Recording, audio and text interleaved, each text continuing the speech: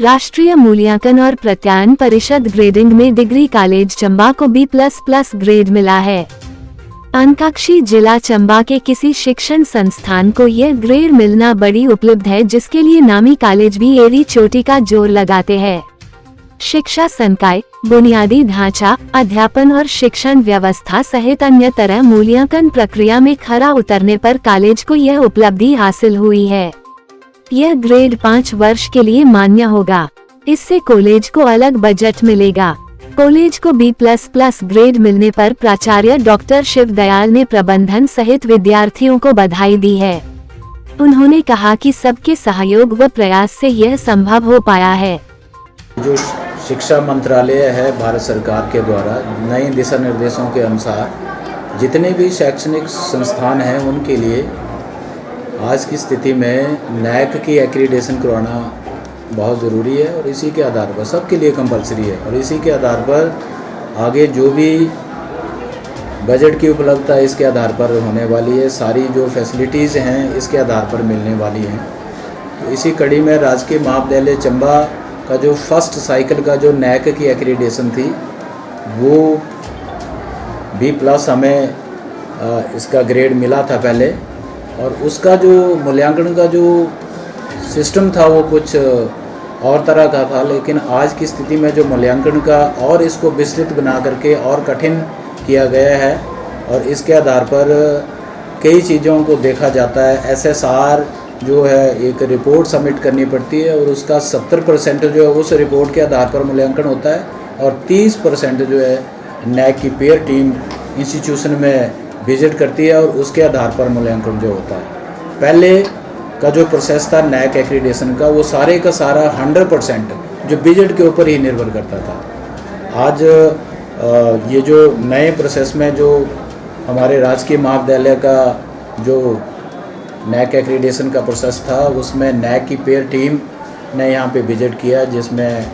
IIT Roorkee से बंधु थे और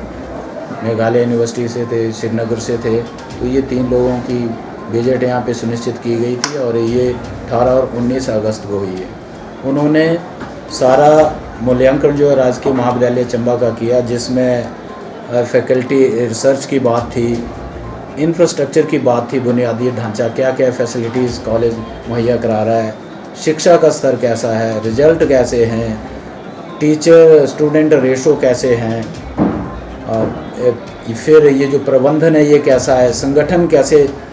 चल रहा है कॉलेज में, फिर ये सारा विद्यार्थियों को कौन कौन सी सुविधाएं दी जा रही हैं, हॉस्पिटल ये जो हॉस्टल की स्थिति कैसी है, खेल की गतिविधियां कैसी हैं, शिक्षा का स्तर कैसा है, रिजल्ट्स कैसे हैं, ये सारी चीज़ों का मूल्यांकन बड़ी बारीकी से किया गया और इसी के आधार पर 2 दिन का ये जो प्रोसेस था वो चला और इसमें हमारा महाविद्यालय परिवार जो है ये B++ ग्रेड इसे आवंटित किया गया और नए प्रोसेस में मुझे लगता है ये हिमाचल का पहला कॉलेज है जिसको B++ ग्रेड से नवाजा गया है। पहले का जो प्रोसेस था उसमें A वाले भी 3 कॉलेज हमारे सेंट बीट्स हैं, धर्मशाला है और मंडी है, इसको दिया गया है, लेकिन वो पुराने प्रोसेस में था। अभी नए प्रोसेस में ये पहला कॉलेज है जिसकी रैंकिंग जो है B++ तक गई है और इसके जाने का ये एक दिन का काम नहीं है, ये पूरे 5 सालों की हमारी गतिविधि हैं जिसमें हमारे विद्यार्थियों का योगदान है, हमारे कर्मठ अध्यापकों का योगदान है जिन्होंने दिन रात कड़ी मेहनत की है और उसी के आधार पर हम इस स्थिति में पहुँचे हैं कि हम B++ ग्रेड जो है ये लेने में कामयाब रहे हैं और इसका असर जो आने वाले 5 सालों में आपको दिखेगा कि ये महाविद्यालय और उन्नति करेगा। हमारा ज़िला आकांक्षी ज़िला होने के बावजूद यदि हम इस स्थिति में पहुँचे हैं तो निस्संदेह ये महाविद्यालय के लिए बड़ी गौरव की बात है और इस सब जो भी सफलता का श्रेय है मैं सारे विद्यार्थियों को और अपने महाविद्यालय के कर्मचारियों को, चाहे वो अध्यापन में हैं चाहे वो गैर शिक्षक हैं, सभी की मेहनत का फल जो है वो आज हमें देखने को मिला है और आने वाले समय में और भी सुविधाएं जो है हमारे विद्यार्थियों को मिलेंगी। ये विद्यालय जो है, ये महाविद्यालय निस्संदेह आगे बढ़ेगा, हर क्षेत्र में बढ़ेगा, चाहे वो फैकल्टी रिसर्च की बात है, बुनियादी ढांचे की बात है, संसाधनों की बात है, संगठन की बात है, प्रशासन की बात है, वित्तीय स्थिति की बात है, नतीजों की बात है, कैरिकुलम की बात है, ये अध्यापन शिक्षण व्यवस्था की बात है। ये हर क्षेत्र में ये महाविद्यालय जो और गुणवत्ता से आगे बढ़ने वाला है, क्योंकि यहाँ पे विद्यार्थियों की संख्या जो है दिन प्रतिदिन जो है बढ़ती चली जा रही है। कुछ चीज़ों की अभी भी स्पोर्ट्स फैसिलिटीज़ हमारे पास नहीं है, थोड़े खेल के मैदान की कमी है। हम सरकार से भी निवेदन करेंगे, प्रशासन भी इसमें हमारी सहायता करेगा कि जल्द से जल्द हमें और कहीं भूमि जो है वो और मिले, ताकि हम इन सुविधाओं को और बढ़ाएं। ये जो आज का युवा है, इसको जितना इन चीज़ों में इन्वॉल्व करेंगे, अच्छा इनकी दिशा दशा जितनी ठीक होगी, उतना ही इस महाविद्यालय को जो है और इस समाज को जो है इसका लाभ मिलने वाला है। सबसे ज़्यादा युवा शक्ति भारत में ही है और इस युवा शक्ति का प्रयोग यदि हम सही मायने में करते हैं, इनकी दिशा दशा ठीक हो जाती है, अच्छे संस्कारित विद्यार्थी यहाँ से निकलते हैं, तो किसी भी क्षेत्र में जाएंगे वो अपने परिवार का, समाज का, देश का, राष्ट्र का नाम जो अवश्य ऊंचा करेंगे। और यही हमारा प्रयास रहा है इन 5 वर्षों में, और आगे भी ये प्रयास जो है ये निरंतर रहेगा, ताकि ये महाविद्यालय, इस महाविद्यालय से अच्छे विद्यार्थी जो गुणवान विद्यार्थी जो हैं वो आगे आएँ और समाज में अपना योगदान जो है उसको दें, और इस भारत को ये विश्व गुरु का ताज जो है वो पहनाने में अपनी भूमिका जो है उसको सुनिश्चित करें। मैं यही कामना करता हूँ, और आने वाले समय में हम और भी मेहनत से इस महाविद्यालय के लिए जो भी हो सकेगा उसको करेंगे। जय हिंद, जय भारत। यदि आपका कोई प्रश्न है सर, इस ग्रेडिंग के लिए क्या कुछ क्राइटेरिया रहता है सर? क्राइटेरिया इसमें 7 क्राइटेरिया थे, जिसमें जो हमारे फैकल्टी के मेंबर हैं उन्होंने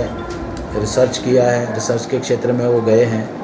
फिर हमारा शिक्षण का स्तर कैसा है, करिकुलम एक्टिविटीज़ कैसी थी,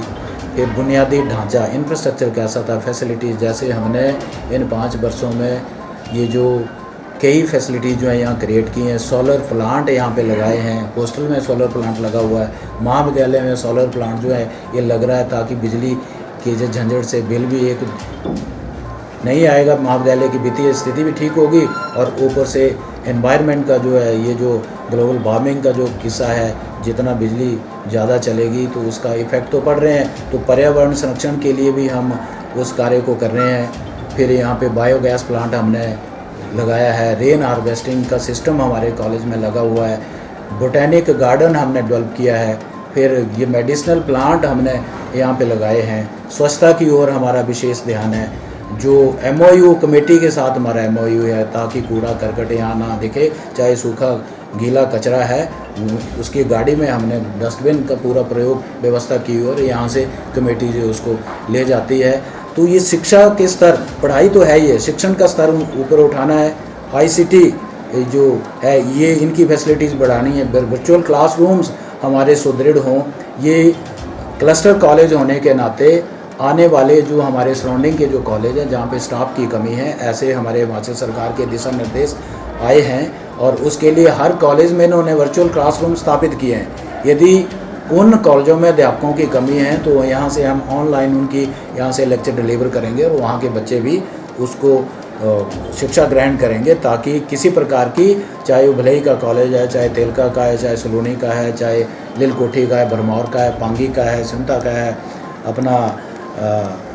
किसी भी कॉलेज, इसके सराउंडिंग जितने भी 10-11 कॉलेज हैं, उनके लिए भी ये कॉलेज अब ये प्रयास रहता है, जिस सब्जेक्ट के हमारे पास अध्यापक हैं वो अध्यापक अपना लेक्चर यहाँ विद्यार्थियों को डिलीवर करेंगे, और वही लेक्चर जो है उन बच्चों को भी मिलेगा, ताकि अध्यापकों की जो कमी है वो एकदम पूरी नहीं होगी, क्योंकि सरकार इसके लिए प्रयासरत है। और 594 पोस्टें अभी एडवर्टीज हुई है, उसका प्रोसेस जो चला हुआ है, और शीघ्र ही मुझे पूर्ण विश्वास है कि इस महाविद्यालय के लिए ही नहीं, अन्य विद्यालयों में भी जो प्राध्यापकों की कमी है वो शीघ्र ही पूरी होने वाली है। लेकिन उसके लिए जो समय लगेगा भी, इस कमी को पूरा करने के लिए सरकार के दिशा निर्देश आए हैं कि वर्चुअल क्लासरूम के द्वारा इन सराउंडिंग के जो कॉलेज हैं इनको भी शिक्षा जो है, लेक्चर जो है उनको भी मिले, विद्यार्थियों को, अध्यापकों की कमी को पूरा किया जाए। ऐसा प्रयास जो है इसमें चला हुआ है। महाविद्यालय की वित्तीय स्थिति कैसे ठीक हो, फिर ये शिक्षा का स्तर, गुणवत्ता, ये सारी चीज़ें, ये सारे क्राइटेरिया थे और इन्हीं क्राइटेरियों के आधार पर नैक की जो ग्रेडिंग है ये सुनिश्चित